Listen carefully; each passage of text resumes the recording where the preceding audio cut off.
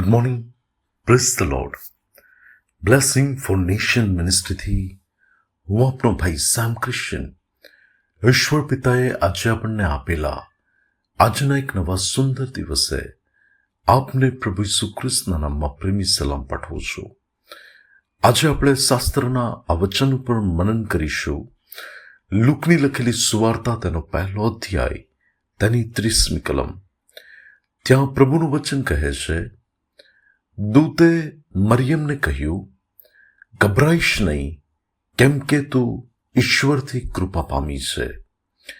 હિન્દી અનુવાદમાં પ્રમાણે લખ્યું છે, स्वर्गदूत ने उससे कहा, भयभीत न हो, क्योंकि परमेश्वर का अनुग्रह तुझ पर हुआ है.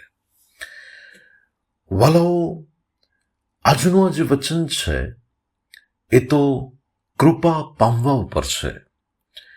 અને પરમેશ્વરનું વચન બાઇબલમાં આપણને એ પ્રમાણે કહે છે કે જેના પર હું કૃપા કરવા ચાહું તેના પર હું કૃપા કરું છું.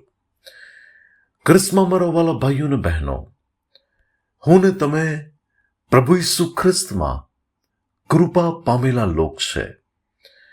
આપણે કોકના સંતાનો નથી, પરંતુ પ્રભુ ઈસુ ખ્રિસ્ત પર વિશ્વાસ કરવા દ્વારા યોહાનની સુવાર્તા તેના પહેલા અધ્યાયની 12મી કલમ પ્રમાણે હવે આપણને ઈશ્વરના સંતાન થવાનો અધિકાર મળ્યો છે. સર્વશક્તિમાન ઈશ્વરના સંતાન. અને પ્રભુની એ નજરમાં હું ને તમે કૃપા પામ્યા ત્યારે વાલાઓ, એ કૃપા કોઈ સાધારણ કૃપા નથી. યોહાન પણ એના સુવાર્તાની અંદર એ પ્રમાણે જણાવે છે કે જ્યારે અમે તેને જોયો, એટલે કે ઈસુ ખ્રિસ્તને, ત્યારે અમે તેની નજરમાં કૃપા ઉપર કૃપા પામ્યા.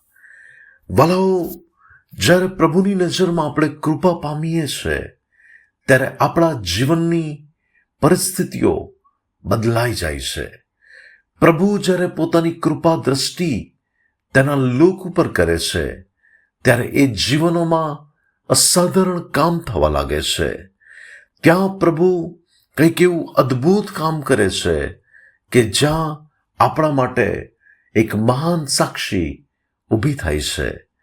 ત્યારે પ્રભુના પ્રિય લોકો, મારે ને તમારે જીવનની કોઈ પરિસ્થિતિઓને લઈને ગભરાવાનું નથી, ભવિષ્યને લઈને ગભરાવાનું નથી, પડકારોને લઈને ગભરાવાનું નથી, પરંતુ આપણે એ બાબતને લઈને હરખાવાનું છે કે હું ઈશ્વરથી કૃપા પામેલો છું, હું ઈશ્વરથી કૃપા પામેલી છું.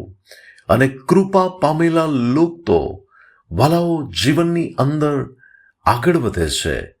કૃપા પામેલા લોક તો સુખી થાય છે ને તેમનું કલ્યાણ થાય છે.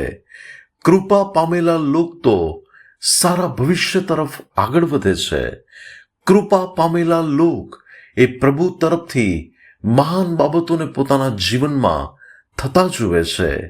ત્યારે હું વિશ્વાસ કરું છું કે તમે પણ પ્રભુ ઈસુ ખ્રિસ્તમાં કૃપા પામેલા છો.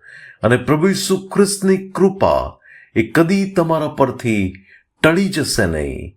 જે પ્રભુએ વધસ્તંભ પર મારા ને તમારા માટે લોહી વહેવડાવ્યું છે, જે પ્રભુએ વધસ્તંભ પર મારા ને તમારા માટે કિંમત ચૂકવી છે, એ પ્રભુ મારા ને તમારા માટે અદ્ભુત અને મહાન કાર્ય કરશે.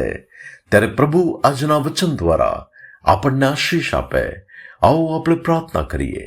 સ્વર્ગમાંના મારા પ્રેમાળ પિતા, તમે આપેલા આજના સુંદર દિવસને માટે આભાર.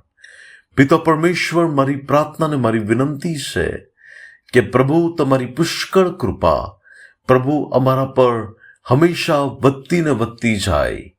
પ્રભુ, તમારા વચનમાં લખ્યું છે કે તમે ભલા છો અને તમારી કૃપા સદા ટકે છે. ત્યારે એ કૃપા હંમેશા મારા પર બનેલી રહે અને તમારી એ કૃપામાં તમે મારા જીવનમાં અદ્ભુત કામ કરો. ઈસુ પ્રભુના નામમાં માંગીએ છીએ. Amen. May God bless you. Have a blessed day. શાલોમ.